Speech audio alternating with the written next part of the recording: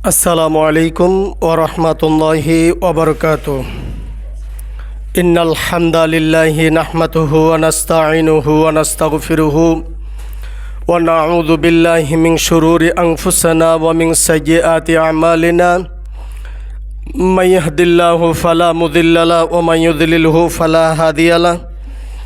ওয়া নাশহাদু আল লা ইলাহা ইল্লাল্লাহু ওয়াহদাহু লা শারীকা লাহু ونشهد أن محمدًا عبده ورسوله الذي أرسله بالحق بشيرا ونذيرا وداعيا إلى الله بإذنه وسراجا وقمرا منيرا.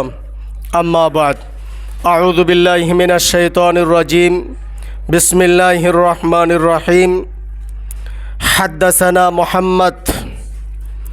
محمد ابن مسكين أبو হাসান ইবনে উমর রাদিয়াল্লাহু তাআলা আনহুমা আন্না রাসূলুল্লাহ সাল্লাল্লাহু আলাইহি ওয়াসাল্লাম লাম্মা নাযালাল হিজরা ফি গাযাওয়াতিল তাবুক আমরাহুম আল্লা ইয়াশরাবু মিন বিরিহা ওয়ালা ইয়াস্তাকু মিনহা ফাকালু ক্বাদ আজ্জানা মিনহা। আল হাদিস। ইয়া আইয়ুহান নাসু উবুদু রাব্বাকুমুল্লাযী খালাকাকুম ওয়াল্লাযীনা মিন ক্বাবলিকুম লাআল্লাকুম তাত্তাকুন ইলাল আখির। ওয়া মিনান নাসি মান ইয়াশতারি লাহওয়াল হাদিস লিয়ুযিল্লা আন সাবিলিল্লাহ বিগাইরি ইলমিন ওয়া ইয়াত্তাখিযাহা হুজওয়া উলাইকা লাহুম আযাবুম মুহিন ইলাল আখির। মহান আল্লাহ সুবহানাহু ওয়া তাআলা দরবারে অসংখ্য তারিফ, শুকরিয়া, সুজুদ যে আল্লাহ জাল্লা শানহু আপনাকে আমাকে দুনিয়ার সব ব্যস্ততা দূর করে দিনী বৈঠকে বসে আল্লাহর ঘরে আলোচনা শোনার তৌফিক আল্লাহ পাক দান করেছেন। সে আল্লাহ সুবহানাহু ওয়া তাআলার দরবারে শুকরিয়া। সকলে জবান খুলে পড়ি আলহামদুলিল্লাহ। মুহাম্মদুর রাসূলুল্লাহ সাল্লাল্লাহু আলাইহি ওয়াসাল্লাম তিনার প্রতি অগণিত দরুদ ও সালাম বর্ষিত হোক। আমরা সকলে পড়ি সাল্লাল্লাহু আলাইহি ওয়াসাল্লাম। আমি আপনাদের সামনে বুখারী এবং মুসলিম থেকে একটি হাদিস পাঠ করেছি। কোরআনের 3 জায়গায় 3টি আয়াতে ছোট্ট আয়াতে কারিমা তেলাওয়াত করেছি। অল্প সময় কিছু কথা বলে দিক নির্দেশনা দিয়ে বক্তব্য ইতি টানবো। আমা তৌফিক ইল্লা বিল্লাহ আলাইহি তাওয়াক্কালতু ইলাইহি উনীব। আজ বাংলাদেশে একটা মানচিত্র ভেসে আসছে, আমরা জানি কি না জানার জন্য সারা বাংলাদেশের প্রতিটি মানুষের মুখ খোলা ফরজ হয়ে দাঁড়িয়েছে। সেটা হলো সনাতন ধর্মর যার লিডার, সনাতন ধর্মর যার প্রভু ইসকন 82 সাল থেকে আজ পর্যন্ত 154টা দেশে ইসলামের বিরোধিতা করে যাচ্ছে। নাউজুবিল্লাহ। বাংলাদেশে বর্তমান সে জেলখানায়। এই তো কয়েকদিন আগে ধরা পড়ল। ধরা পড়ার প্রতিবাদে একজন আইনজীবী আদালতে বসে আছেন আর মসজিদ ভাঙতেছে সনাতন ধর্ম অবলম্বনকারীরা। আইনজীবী নিষেধ করতে যাইয়া ওনাকে কোপাই মারছে। আল্লাহ ওনাকে শহীদি মর্যাদা দান করুক, সকলে বলে আল্লাহুম্মা আমিন। সনাতন ধর্মর যে ইসকন প্রভু, ইনি পুরুষের সঙ্গে জেনা করত। নাউজুবিল্লাহ। তারপরে সনাতন ধর্মর সমস্ত নারীরা, সুন্দর সুন্দর নারীরা তার কাছে শ্রীকৃষ্ণ দাসের কাছে, কৃষ্ণান দাসের কাছে, অর্থাৎ এই আপনার হলো সনাতন ধর্মের যে লিডার ইসকন, তার কাছে দোয়া চাইতে যাইতো, তার ইজ্জত নিত, তারপরে দোয়া দিত। নাউজুবিল্লাহ। এরপরে আসেন বাংলাদেশে যে ভাইরাস, বাংলাদেশ জামাত ইসলামীর এবং কাজী ইব্রাহিমের বিরুদ্ধে অর্থ মামলা করা হয়েছিল কয়েক হাজার কোটি টাকা এই ইসকনের উস্কানিতে। নাউজুবিল্লাহ। কালজিরার উপর আর মেথির উপর কাজী ইব্রাহিম একটি বক্তব্য দিয়েছিলেন। এই বক্তব্যের বিরোধিতা এই বনমাইশ ইসকন বলছে মোহাম্মদের কথা শোনা যাবে না, আমাদের গো পূজা, গাভী পূজা যা বলে তাই শুনতে হবে। নাউজুবিল্লাহ। এই ইসকন রাজশাহীর মধ্যে শেখ আব্দুর রাজ্জাক বিন ইউসুফের সুন্দর একটি মাদ্রাসা, সেখানে 3000 ছাত্রর সমাগম। আলহামদুলিল্লাহ। আবার ইনি নারায়ণগঞ্জে একটি সালাফিয়া মাদ্রাসা, শুধু নারায়ণগঞ্জ নয় সারা বাংলাদেশে সালাফিয়া মাদ্রাসাগুলি খুলতেছে। এই সনাতন ধর্ম অবলম্বনকারীরা এরাই বলছিল যে শায়েকের প্রতিটি মাদ্রাসায় জঙ্গি আবাদ হচ্ছে।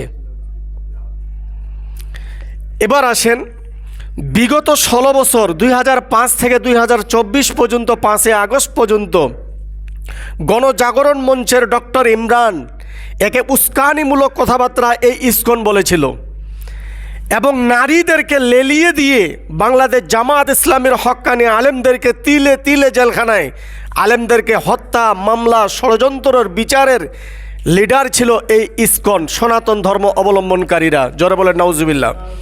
এবার আসেন, 1400 বছর হয়ে গেল আল কোরআন এই পৃথিবীর মাটিতে আসে, আর 82 সালে সনাতন ধর্ম অবলম্বনকারী ইসকন রাষ্ট্রীয়ভাবে নিবন্ধন করিয়া নাম দিয়েছে সনাতন ধর্ম অবলম্বনকারী সোসাইটি নিবন্ধনকারী দল।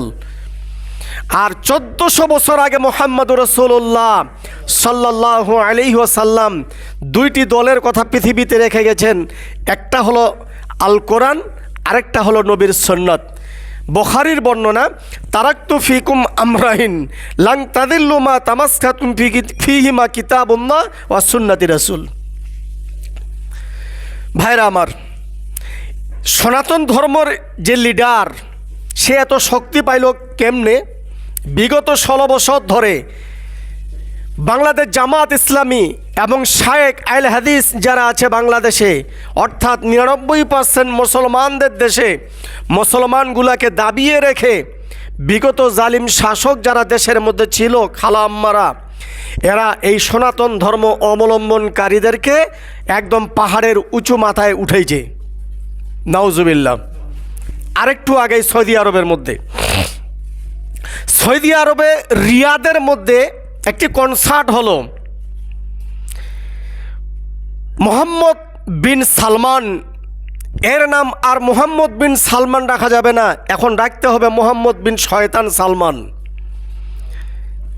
1400 বছর আগে মুহাম্মদুর রাসূলুল্লাহ সকলে বলি সাল্লাল্লাহু আলাইহি ওয়াসাল্লাম বলছিলেন যে আমার চাচা হলেন জ্ঞানের সাগর, আর আমরা হলাম সেই সাগরের পানি।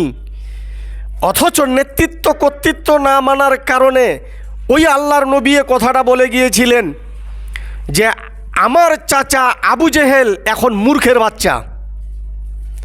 কেন বলছিলেন বলেন? কোরআনের নেতৃত্ব আবু জেহেল মানে নাই, কালেমার নেতৃত্ব মানে নাই, ইসলামের নেতৃত্ব মানে নাই। আল্লামা দেলওয়ার হোসেন সাইদি সাহেব বড় মাঠে বলে গিয়েছিলেন নারীর নেতৃত্ব হারাম। এই লোকটাই আবার নারীর নেতৃত্বকে সমর্থন করেছে। বুঝতে হবে, যখন সাগরের মাঝখানে হাবুডুবু খাচ্ছে বাংলাদেশ জামাত ইসলামী, এ দেশকে রক্ষা করার জন্য, মানুষকে রক্ষা করার জন্য হক্কানি আলেমরা একটি সেমিনার করে বিএনপির সঙ্গে যোগ দিয়ে দেশটাকে রক্ষা করেছেন। কাল সুবহানাল্লাহ। এবার আসেন, এই সৌদি আরবের বাদশাহ মোহাম্মদ বিন সালমান, সে বাংলাদেশ শুধু নয়, বাংলাদেশ থেকে, জাপান থেকে, অস্ট্রেলিয়া থেকে, চায়না থেকে, বিভিন্ন রাষ্ট্র থেকে গায়ক গায়িকাদেরকে নিয়ে রিয়াদের মধ্যে একটা কনসার্ট করলো। বেপরদা বেহায়া অবস্থা। সেই সৌদি আরবের রাজকীয় গভর্নর মন্ত্রীরা ওই নর্তকীদের সঙ্গে ড্যান্স দিল মঞ্চের মধ্যে, আপনারা মিডিয়ায় দেখবেন। নাউজুবিল্লাহ। এবার আসেন, আল্লাহর নবী বলে গেছেন মক্কা আর মদিনা আমি মুহাম্মদ বলে গেলাম পবিত্র জায়গা। কে বলে গেছেন? মুহাম্মদ সাল্লাল্লাহু আলাইহি সাল্লাম। আর 30 পারা কোরআন নাজিল হয়েছে মক্কায় আর মদিনায়। বুঝার চেষ্টা করেন, এগুলো কথা বলতে হবে, আমাদেরকে জানতে হবে। মোহাম্মদ বিন সালমান, তার এতটুকু দিল কাঁপলো না। রিয়াদের মধ্যে 4টা জিনিস আছে বাবা। এক, কাবার গেলাপ তৈরি হয় যে কারখানা, সেটা রিয়াদের মধ্যে আছে। 2, কোরআনের কারখানা রিয়াদের মধ্যে আছে। 3, সমস্ত কাবা শরীফের গেলাপ থেকে শুরু করে মক্কা মদিনা থেকে শুরু করে যত রকমের ভালো ভালো খাবারগুলি সব রিয়াদের রাজধানীতে আছে। 4, আদম আলাইহিস সালাম থেকে শুরু করে আজ পর্যন্ত যত শাসনতন্ত্র সব রাজাদের পবিত্র স্থানটা রিয়াদের মধ্যে আল্লাহ পাক রেখে দিয়েছেন। এই জায়গায় কনসার্ট করলো মোহাম্মদ বিন সালমান 3টা জিনিসের কারণে লোভে। 1, আমেরিকাকে তারা বসবাস করতে দিল, ঘাঁটি দিল সৌদি আরবের মধ্যে। আমেরিকা বলল যে আমাদের একটা প্রস্তাব তোমাদেরকে মানতে হবে, সেটা হলো যে প্রকাশ্যে মদের লাইসেন্স দিতে হবে। এই মোহাম্মদ বিন সালমান সৌদির মাটিতে প্রকাশ্যে মদের লাইসেন্স দিয়ে দিয়েছে, জোরে বলে নাউজুবিল্লাহ। 2, যেই কোরআনটা যেই জায়গায় নাজিল হয়েছে ওই মাটিতে ওই জমিনে এই মোহাম্মদ বিন সালমান বনমাইশ বিভিন্ন দেশের সুন্দর সুন্দর নারীদেরকে নিয়ে নাচ গান ডেজ বাজনা বাজাইলো, সারা রাত আমোদ ফুর্তি করলো, সুন্দর জুব্বা পরে মাথায় পাগড়ি পরে মোহাম্মদ সাল্লাল্লাহু আলাইহি সাল্লামের সেই সুন্নত পাগড়ি পরে নারীদের সঙ্গে নাচলো। এই মোহাম্মদ বিন সালমান আর মুসলমান নাই, সে কাফের হয়ে গেছে। এবার আসেন সৌদি থেকে বাংলার মাটির কথা বলছি এবার আপনাদেরকে। 15 বছর ধরে সারা বাংলাদেশে হুবহুব ইসলামী জালসা ইসলামী মাহফিল করলে পরে ডিসি অফিসে পারমিশন নেওয়া লাগতো। শুধুমাত্র ইনফেকশনকারী ছিল এই সনাতন ধর্মকারী ইস্কান, যাকে আমরা ইস্কন নামে পরিচিত। ইসলামের উপরে এই যে করোনা ভাইরাসে মসজিদে আজান দেওয়া যাবে না, জামাতে নামাজ পড়া যাবে না, এই সিলসিলা ছিল এই ইস্কনের। অথচ রাসূল করিম সাল্লাল্লাহু আলাইহি ওয়াসাল্লাম বলেছে তোমাদের যখন বিমারি হবে, ভাইরাস হবে, তখন তোমরা মসজিদে বেশি করে যাও, সিজদা করো, আমি আল্লাহ তোমাদেরকে আরোগ্য দান করবো। কোন সুবহানাল্লাহ। তাহলে বোঝা গেল সনাতন ধর্ম অবলম্বনকারীর প্রভু এখন জেলখানায়। কোরআনের সঙ্গে যারাই বেয়াদবি করেছে আদৌ পর্যন্ত ওরা টিকে থাকতে পারে নাই।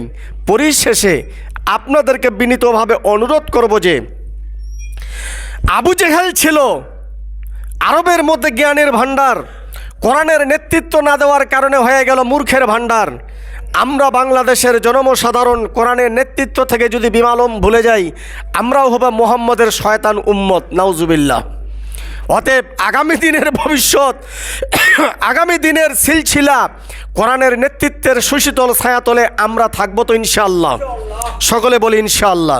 এবার আলোচনায় ফিরে আসি। তাহলে বোঝা গেল ইসলামকে নিধন করার জন্য সনাতন ধর্ম অবলম্বনকারীরা এবং বিগত 15 বছরের জালিম শাসকরা ইসলামকে নিধন করার জন্য উঠে পড়ে রাখছিল। আল্লাহ সুবহানাহু ওয়া তাআলা এই দেশটা তাদের হাত থেকে রক্ষা করেছেন, কোন আমিন। অতএব সামনের দিন আর ভুল করা যাবে না, সামনের দিন আর ভুল করা যাবে না, এটা মাথায় রাখবেন। এবার হাদিসের ব্যাখ্যা বলি।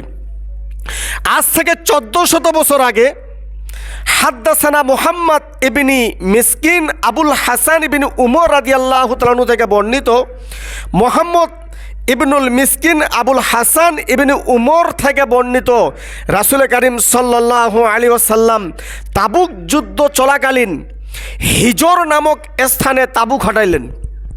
একটু বোঝার চেষ্টা করেন। হিজর নামক স্থানে মুহাম্মদ সাল্লাল্লাহু আলাইহি সাল্লাম কি খাটাইলেন? তাবু খাটাইলেন। তাবু খাটাইলেন। তাবু খাটার পর সাহাবীদেরকে নির্দেশ দিলেন এখানকার কোনো কুয়ার পানি তোমরা পান করবে না।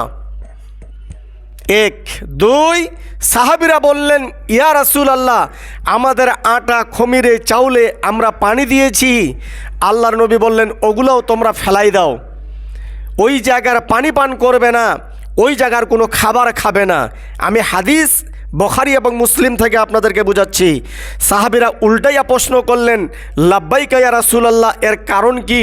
যে আমরা এই কুয়ার পানি, এই জায়গা থাকলাম, সুন্দর কুয়া ইন্দিরা আছে, এখানকার পানি, এখানকার দানা পানি কোনো খাওয়া যাবে না কেন?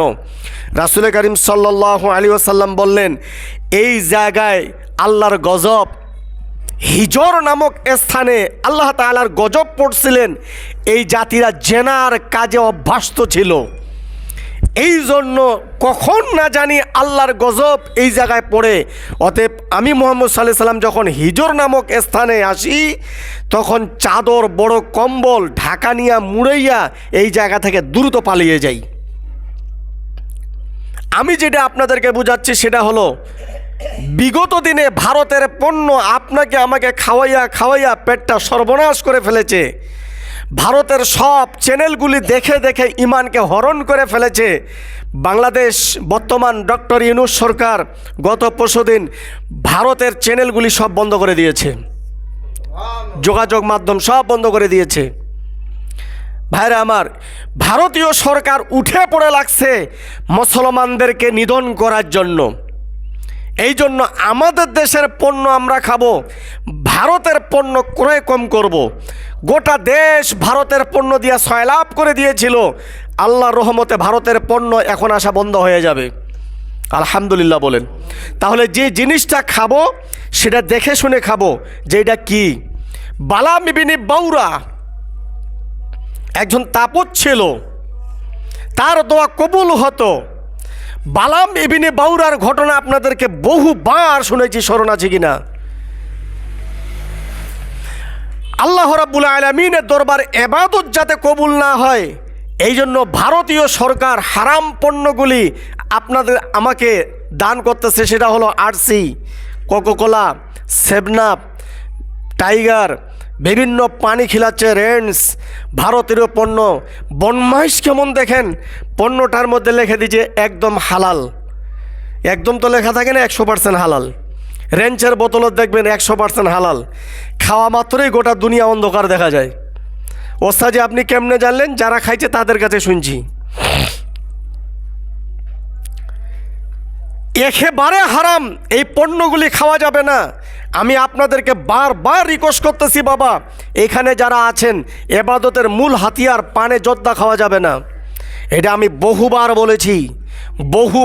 বলেছি, সাদা পান খান। আমি বহুবার বলেছি ঠোঁটে গুল লাগা যাবে না। আমার এখনও অনেক মুসল্লি দেখতেছি ঠোঁটে গুল লাগাচ্ছেন কেন? তাহলে এই ওয়াজ, এই ইবাদত আপনার কতটুকু গ্রহণযোগ্য হবে? লাথি মারেন এগুলার পিছনে সব। নিজের চরিত্রটা যদি ক্লিয়ার না থাকে, আল্লাহর দরবারে কি জবাব দিব বলেন? ইবাদত কতটুকু কবুল হবে? উমর রাদিয়াল্লাহু তাআলা ওয়াজ সারা জীবন করেছে, শুধু উপদেশ দিব আজকে। অর্ধেক পৃথিবীর শাসনকর্তা অলঙ্গ তরবারি নিয়ে মসজিদের বারান্দায় দাঁড়িয়ে আছেন। এই শোনো জাতি, এই মসজিদে যারা ঢুকবে সাবধান। কাঁচা রসুন আর কাঁচা পেঁয়াজ খেয়ে যদি তোমরা ঢুকো, আমি উমর অর্ধেক পৃথিবীর শাসনকর্তা, তোমাদের গর্দান আমি কেটে দেব। অর্ধেক পৃথিবীর শাসনকর্তা কাতার যখন দাঁড়াইতো, অর্ধেক পৃথিবীর শাসনকর্তা উমর তরবারি নিয়ে কাতারে দাঁড়াইতেন। কাতার যদি সোজা না হয় গুড়ি ছাড়িয়ে দেব, গোটা দেশ টনটন। আর আমার দেশের হেডকোয়ার্টার মোহাম্মদ বিন সালমান নারী নিয়া নাচতেছে, নারী নিয়া। যাদের চরিত্র দেখে আমরা শিখব, তারা নারী নিয়ে নাচতেছে। কোরআন নাজিলের জায়গায় নারী নিয়ে নর্তকী দিয়ে নাচতেছে। ধিক্কার জানাই মোহাম্মদ বিন সালমানকে, নাউজুবিল্লাহ বলেন। বেয়াদব, যেখানে কোরআন নাজিল হয়েছে সেই জায়গায় নারী নাচতেছে, মোবাইলে দেখেন। এটাই হলো কিয়ামতের আলামত, এটাই হলো কিয়ামতের আলামত। তার চরিত্র দেখে তো আমাদের দেশের সরকাররা তাই শিখবে। কি জোরা বলেন, ঠিক কিনা? যেমন মোদী সরকার হক্কানি আলেমদেরকে জেলখানায় ঢুকাইলো, ওর চরিত্র দেখে হাসিনা সরকারও ঢুকাচ্ছে। পাকিস্তান, মিশর, চেচনিয়া, বচনিয়া, কাশ্মীর, এই দেশের শাসকরা হক্কানি আলেমদেরকে জেলখানায় ঢুকাচ্ছে। এদের চরিত্র দেখে আমাদের দেশের সরকার ও মৌলবীগুলো জেলখানায় ঢুকা শুরু করলো। আজকে জাকির নায়েকের মতো লোক, আফসোস, জাকির নায়েকের মতো লোক একজন দার্শনিক, ডক্টর, বিজ্ঞান কোর্স, পিএইচডি কারি ভারতের মাটিতে সে রাখলো না। চক্রান্ত দেখেন। আমার দেশের শাসকও মিজানুর রহমান আজহারি ভালো ভালো আলেমদেরকে এ দেশ থেকে তাড়াই দিল। ইসলামের চক্রান্তটা কি জিনিস দেখেন। আজ থেকে হাজার হাজার বছর আগে ফেরাউন দেশের মধ্যে আইন চালু করে দিল, কোনো নারী পুরুষের সঙ্গে থাকতে পারবে না। যদি থাকে, পুরুষ সন্তান জন্ম হলে তাকে কতল করে দাও, আর নারী সন্তান জন্ম নিলে তাদেরকে জীবিত রাখো। আমার দেশের সরকার 15টা বছর ধরে হক্কানি আলেমরা যাতে স্ত্রী সহবাস করতে না পারে, বিরোধী দলীয় লোক যাতে স্ত্রীর কাছে থাকতে না পারে, ওদের দল ভারী হবে, এই জন্য জেলখানায় ইঞ্জেকশন মারিয়া, ফাঁসির মঞ্চে উঠাইয়া, বিষপান করাইয়া, কুকুরের ইঞ্জেকশন মারিয়া হাজার হাজার আলেমদেরকে কবরের মধ্যে দিয়া পাঠাইছে। পরিণতি কি হলো?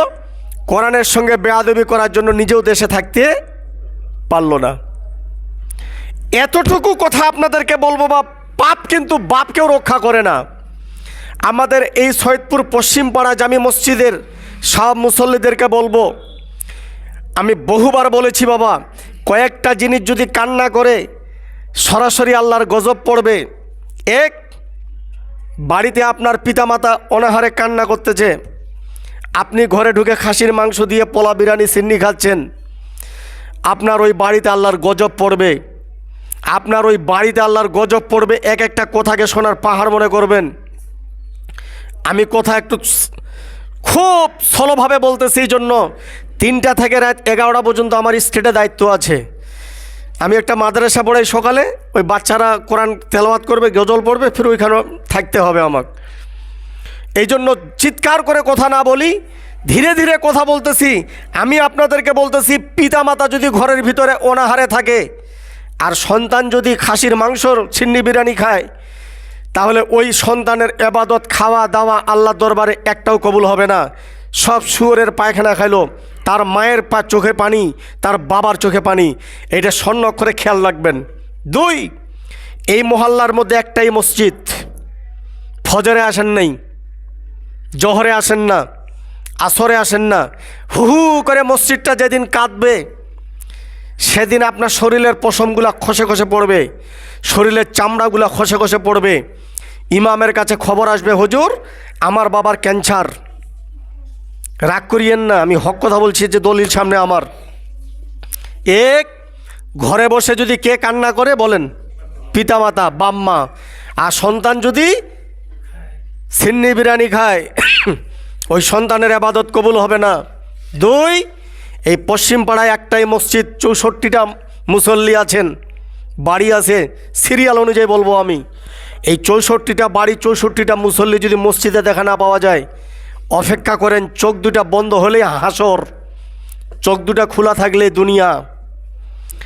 রাত্রে ঘুমাবেন, চোখ যদি মেলা করতে না পারেন, তাহলে সেক্রেটারি সাহেব কল দিবে, ইমাম সাহেব ফাল্লা মারা গেছে। চোখ দুটা যদি আপনার খুলে, সেক্রেটারি সাহেব কল দিবে না যে লোকলা জীবিত আছে। আমি কি ভাষা বুঝাচ্ছি বাবা? গালি দেই নেই, বুঝাচ্ছি। এখানে যত মুসল্লি আসতেছেন, খালি শুক্রবার আর নামাজ পড়েন না। আপনি কি দেখাইতে চাচ্ছেন? আপনি নিজেকে কি মনে করতেছেন? ইমাম হাম্বল রাহেমাহুল্লাহ 10 লক্ষ হাদিসের হাফেজ ছিল। কয় লক্ষ?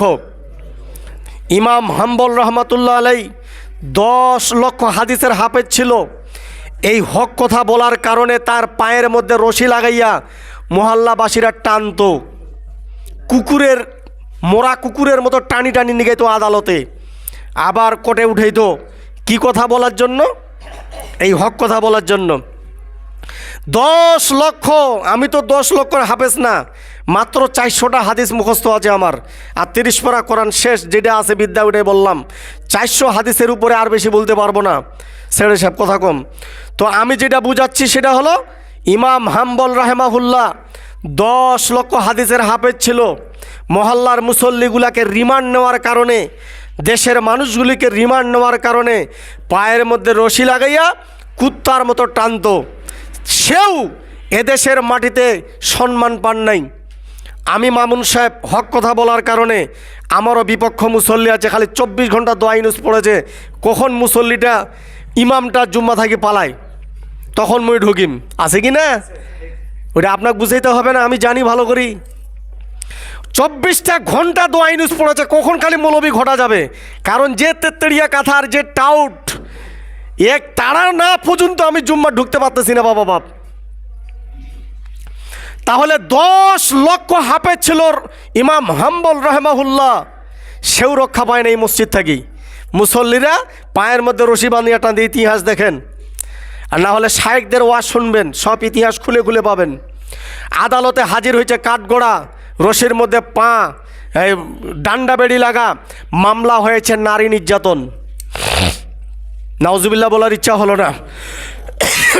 বাংলাদেশে কোরআনের পাখি আল্লামা দেলোয়ার হোসেন সাইদি সাহেব 50 বছর ধরে সারা পৃথিবীতে ওয়াজ করে বেড়াচ্ছেন। মরতে হলো কি অপমান নিয়ে এখন? নারী নির্যাতন। কি অপরাধ নিয়ে এখন? নারী নির্যাতন। শায়েখ আব্দুর রাজ্জাক বিন ইউসুফ তার বাড়িতে গেছিলেন বাবা, বাড়ির মধ্যে কোনো তেমন ভিআইপি নেই, নিজস্ব কোনো জমাজমি নেই, যা আছে সব মাদ্রাসায় দিয়ে দিচ্ছেন। সারা বাংলাদেশে 100 মাদ্রাসা তার কোর্টের মধ্যে মামলা হয়েছে, তার কয়েক হাজার কোটি টাকার দুর্নীতির মামলা। নাউজুবিল্লাহ বলার ইচ্ছা হলো না। কয়েক হাজার কোটি টাকার মামলা, দুর্নীতি, যার বাড়ির সোফাটাও নাই, যে জোহরে খায় রাতের টেনশন করে না, রাতে খায় সকালের টেনশন করে না, যে আধা পোয়া আর হাফ কেজি আটা কিনে বাজারে যে লোক, ইতিহাস দেখেন, যে একজন শায়েক লুঙ্গি পরে আর বিনা কলার সাদা পাঞ্জাবিয়া, 10টা গিয়া একটা মাথার টুপি, 60টা গিয়া পায়ের স্যান্ডেল পরে বিমানে, রকেটে, হেলিকপ্টারে, মদিনায়, মক্কায়, সারা পৃথিবীতে ওয়াজ করে বেড়াচ্ছে যে লোক, এদেশের জালিম শাসক এই ইসকন উস্কানিমূলক কথাবার্তা বলে তার নামে কয়েক হাজার কোটি টাকা দুর্নীতির মামলা হলো। তাহলে বোঝা গেল এই আলেমও দেশের মাটিতে রক্ষা পায় নাই। কাজী ইব্রাহিম একজন দার্শনিক, বিজ্ঞান, ডক্টর, হক কথা বলার কারণে কয়েক হাজার কোটি টাকার মামলা, মানহানি, রাষ্ট্রবিরোধ মামলা, সেও রক্ষা পায় নাই। বাংলাদেশ জামায়াত ইসলামীর হক্কানি আলেমরা তারাও রক্ষা পায় নাই, আপনারাও পান নাই। ঘরে ঘরে মামলা হয়েছে, মাটি কাটেছেন ইটে, মামলা হয়ে গেছে কোর্টে। কি জোরে বলেন ঠিক কিনা?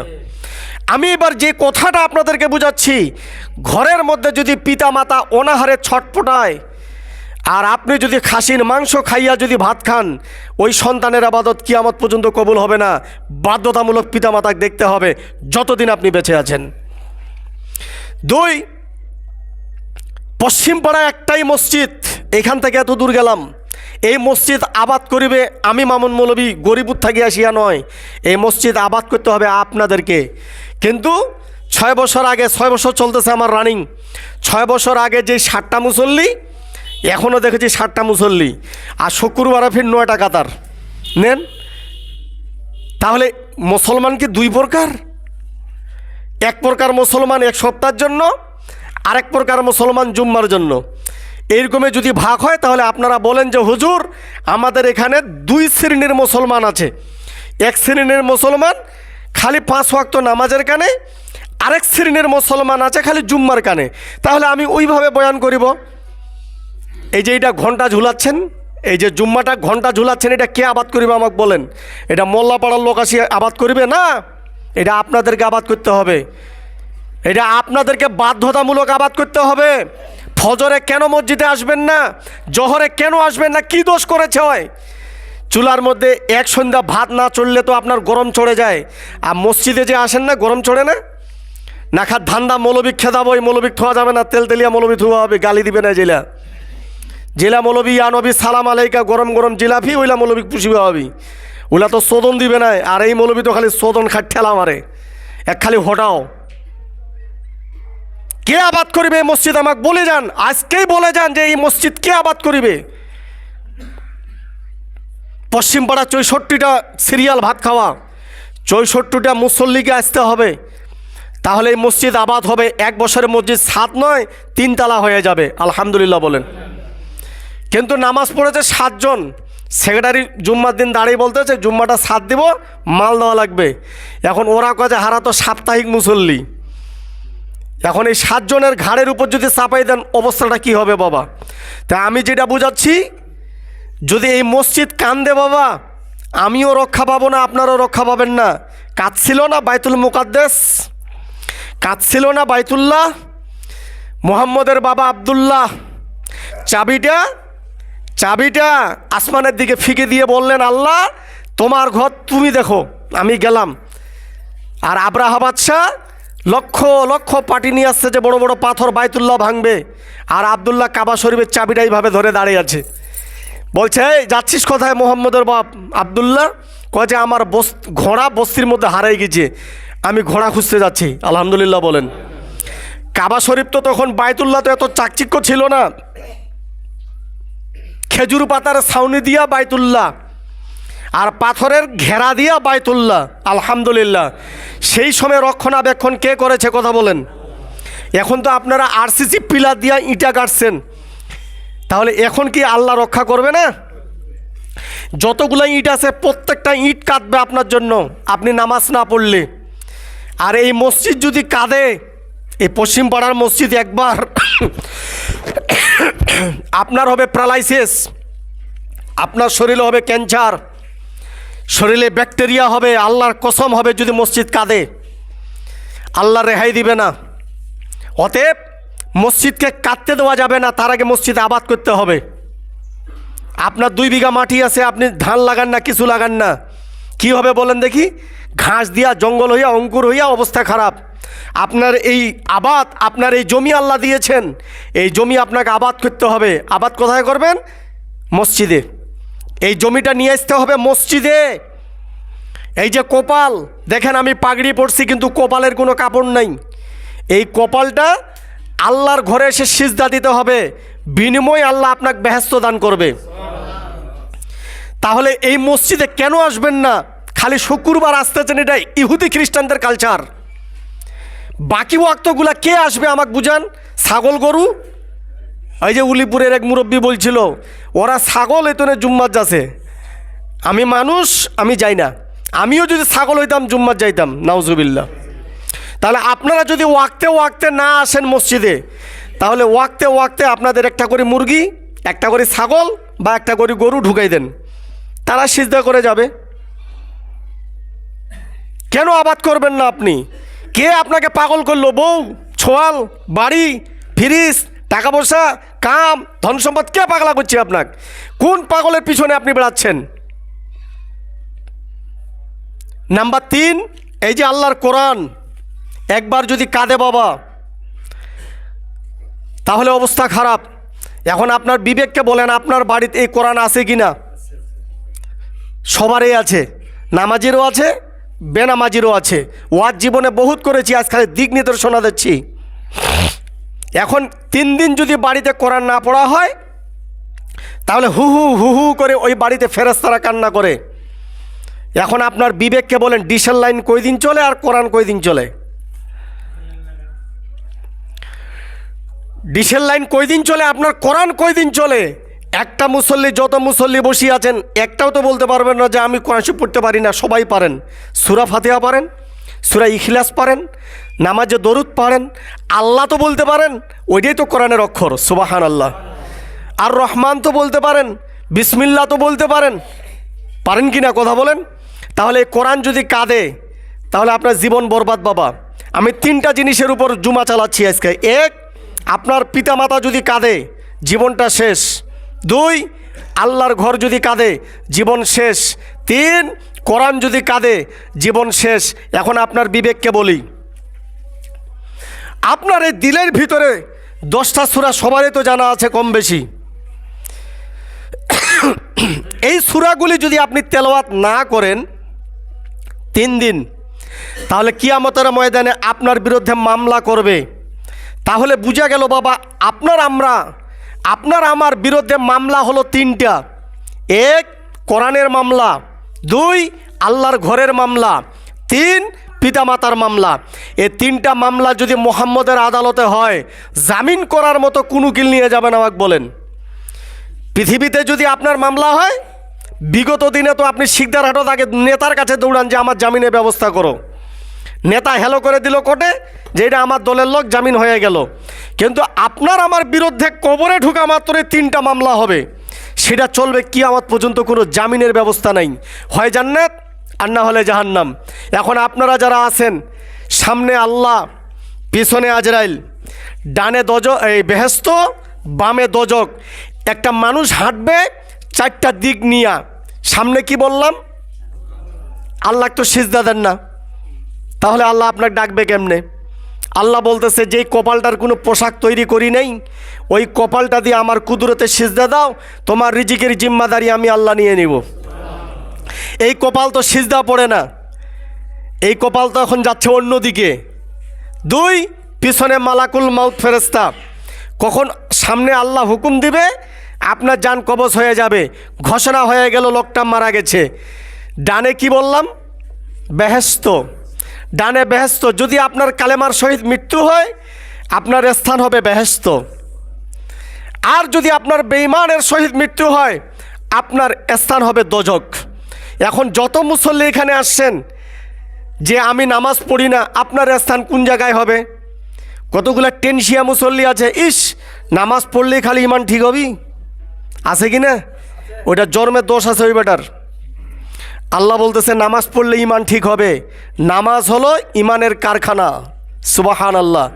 আল্লাহর নবী মুহাম্মদ রাসূলুল্লাহ সাল্লাল্লাহু আলাইহি সাল্লাম হাতিমে 2 রাকাত নামাজ পড়ে বসে আছেন, খেজুর আর জমজমের পানি খাচ্ছেন। আলহামদুলিল্লাহ বলেন। কিছু সংখ্যক সাহাবী হাতিমের ওপারে দাঁড়িয়ে বলছেন লাব্বাইক ইয়া রাসূলুল্লাহ, আমরা একটা প্রশ্ন করতে এসেছি। আল্লাহ নবী বললেন তোমাদের প্রশ্ন তোমরা বলো, আমি মুহাম্মদ ইনশাআল্লাহ উত্তর দিয়ে দিব। তো বললেন আল্লাহ নবী জান্নাতে আমরা থাকবো কিভাবে? এক প্রশ্ন খুব গুরুত্বপূর্ণ। হে আল্লাহ নবী জান্নাতে আমরা থাকবো কিভাবে? আল্লাহ নবী আঙ্গুল চারটা এইভাবে করে বললেন, আমাদের সানিয়া উলিয়া সানিয়া সুফলা, এটা আরবি ভাষা, বুঝবেন না, এই যে বুঝেন, আমাদের মুখ 32টা দাঁত যে আছে, আমি আমার উম্মত সহ দাঁতের মাড়ির মতো জান্নাতে থাকবো। কিন্তু সুবহানাল্লাহ তো ফজরের নামাজ পড়ে না। এখন সুবহানাল্লাহ গেল কোন জায়গায়? হাদিসটা মুখস্থ করেন তো। হাতিমের মধ্যে বসে আছেন আল্লাহর নবী, সাহাবীরা বললেন যে আমরা জান্নাতে আপনার সঙ্গে কিভাবে থাকব? হাদিসটা 3 বার আসছে তো ওই জন্য বললাম, না হলে সুন্নত পালন হবে না। তো আল্লাহর নবী বললেন, হাতের আঙ্গুল এইভাবে লাগাইয়া বললেন, দাঁতের মাড়ির মতো আমার উম্মতরা আমার সঙ্গে জান্নাতে থাকবে। এখন সুবহানাল্লাহ তো ফজরের নামাজ পড়ে না, সুবহানাল্লাহ তো পানে যোদ্ধা খায়, সুবহানাল্লাহ তো ঠোঁটে গুল লাগায়, সুবহানাল্লাহ তো আরসি খায়, টাইগার খায়, কোকাকোলা খায়, সুবহানাল্লাহ তো রেন্স খায়, সুবহানাল্লাহ তো তাপন না কি কয় খায়, সুবহানাল্লাহ তো সিগারেটের কাগজের ট্যাবলেট খায়, সুবহানাল্লাহ তো অনেক কিছু খায়। এই সুবহানাল্লাহ দাঁতের মাড়ির সাথে কিভাবে থাকবে? কত সুবহানাল্লাহ দেখতে যাবেন মাগরিব টু রাত 10টা পর্যন্ত সাঁতালপাড়ার মোড়ত দাঁড়িয়ে থাকেন, কত সুবহানাল্লাহ দেখিবেন ওই জায়গাত। এর নাম কি আলহামদুলিল্লাহ মোহাম্মদ, ওর নাম কি আল্লাহু আকবার মোহাম্মদ, ওর নাম কি সুবহানাল্লাহ মোহাম্মদ। তামান ভালো ভালো বংশে সোয়াল পাওয়াল গেছে। কিয়ামত পর্যন্ত বিশ্বাস হবে না যে এই লোকটা চুয়ানি খায়। আমার সাথে যাবেন, আঙ্গুল দিয়ে দেখাই দেব। নামাজ পড়ে আপনি আমার সঙ্গে যাইতেন 2-3 মাস আগে, এর আগেও বলছিলাম, এমন ঘরের লোক ডাইল খায়, তাকাই থাকবেন কিন্তু কথা বলা যাবে না, খালি দেখে থাকবেন। কথা বললে রাত্রে আপনাকে ছুরি মারি দিবে। চৌক আছে, দেখে থাকতে হবে, যেহেতু শাসন নাই দেশে। এমন হে দাড়ি, জুম্মার নামাজ পড়ে গেছে, হাতে তসবি, ওর মাকে দেখাচ্ছে আমি জুম্মার নামাজ পড়ে বাইর হইলাম, জুম্মার ঢোকে নেই, ওই শয়তান গেছে ওইঠে। ওর মাও দিচ্ছে হাতত তসবি, একটা আতরের শিশি, চোখত সুরমা লাগাই দিছে, সোয়াল জুম্মার না ঢুকে গেছে গুড়ে তালতলা মোড়ত, বুঝেন নাই? 6 ইঞ্চি খাবা, মাথাটা খারাপ। তে আপনাকে বুঝাচ্ছি আজ শুক্রবার কত মোহাম্মদ সুবহানাল্লাহ আর কত মোহাম্মদ আলহামদুলিল্লাহ নিবেন, সাঁতাল পাড়া যাবেন। এই 4টা থাকি রাত 8টা পর্যন্ত খাত দেখিবেন, বাপরে বাপ, তামান মনে হচ্ছে সোনা তরি বাংলার মুসলমান। আজরাইল জান কবজ করিবে আসবি, ঘুরে যাবি, লোকলা এত ব্যস্ত, মাথাটায় নষ্ট। শিলাফির দুধ চা খাচ্ছে, ওইটা ফির একটা মিন ক্যান্টিন না কিন ক্যান্ডি কী করেছে, ওইটা ঢুকাছে ওইটে। ফির পকেট থাকে সিটাক্সেন ট্যাবলেট 12টা, তামান খসিবি দুধ চাপতেছে। শালা কত রঙের পাগলা উঠে বাস করিবে। আর এই লোকগুলাকে মসজিদের কমিটি বানায়, আর কমিটি হইয়া কয় মৌলবিক তাড়াও। কি আজীব। এবার আবার শাসনতন্ত্রে চলে আসি পশ্চিম পাড়ায়। এখন যত মুসল্লি আসতেছেন, ওই যে টার্গেট আমি 1:30টায় যাব নামাজ পড়িবা, এখন যদি যাই মামুন মৌলবী এই গালিগালাজ করছে। ঠিক 1:30টায় যাওয়া আমি, তাহলে চোদন খাওয়া যাবে না।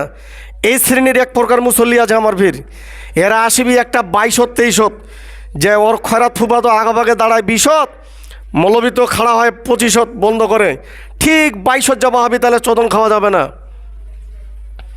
এই শ্রেণীর মুসল্লিও আছে, এরা কিয়ামত পর্যন্ত আল্লাহ এদেরকে হেদায়েত দিবে না। এইবার আসেন, 5 ওয়াক্ত নামাজ পড়িবেন না পড়িবেন না, আমাকে না হড় করে কথাগুলো কেন তো না, এরকম মান্যত করা আছে যে ওস্তাজি মরার আগ পর্যন্ত আপনার কথা শুনিবে নেই, আপনি বকেন। আল্লাহর কসম মনের খুব দুঃখে কথা বাইর হচ্ছে। এই যে ঢুকছি আসি, রহমান ভাইকে বলছিলাম যে ভাই আমার যে ওয়াজ করা কচে না আমার ওইটা লাগবি বুঝলে।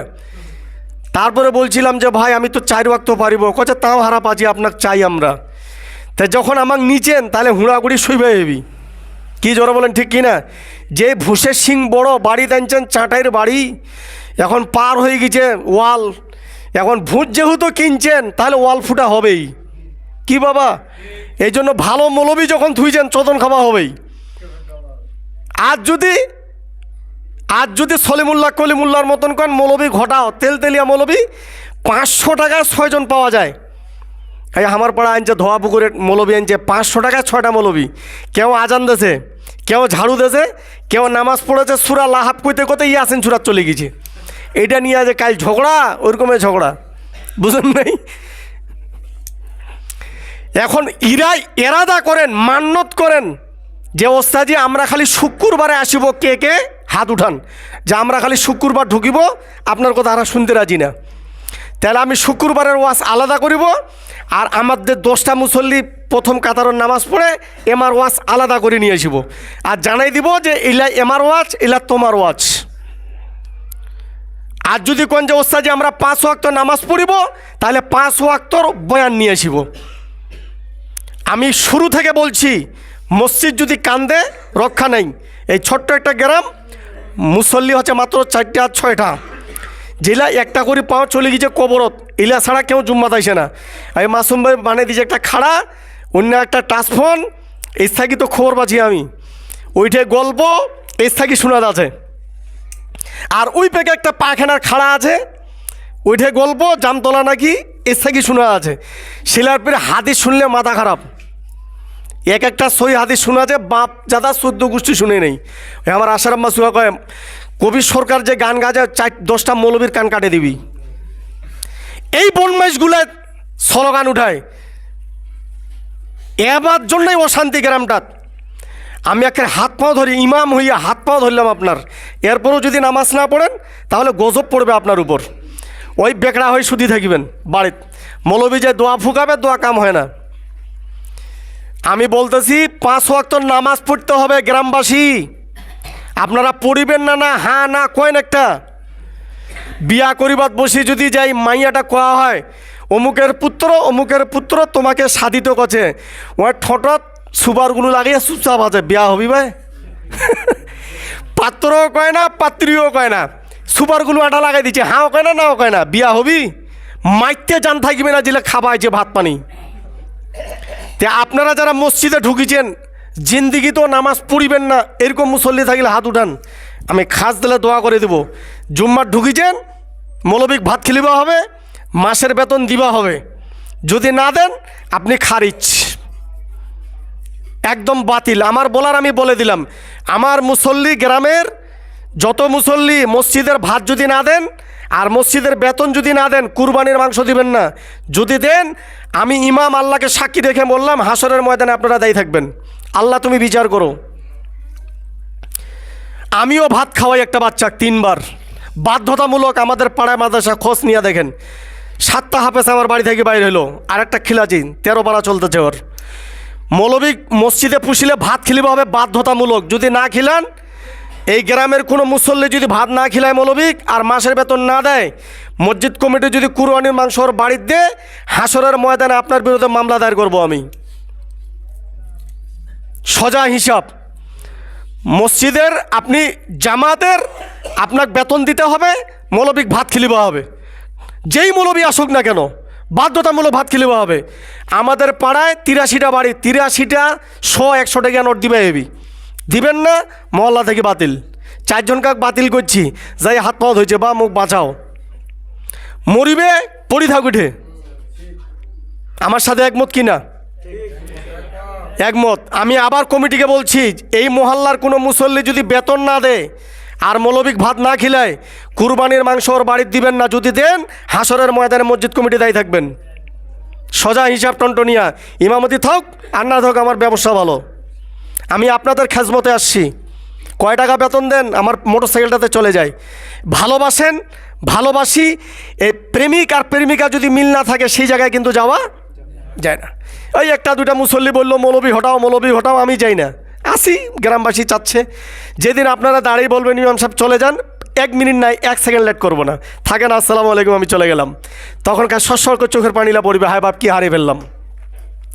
তা আমি যেটা বুঝাচ্ছি, 64টা বাড়ি, 64টা মুসল্লি আসর থেকে আসিবেন তো ইনশাল্লাহ। দেখা যাবে ইনশাল্লাহ কতটুকু কাজে লাগে, কাজে প্রমাণে। ওয়া আখিরু দাওয়াহুম আনিল হামদুলিল্লাহি রাব্বিল আলামিন।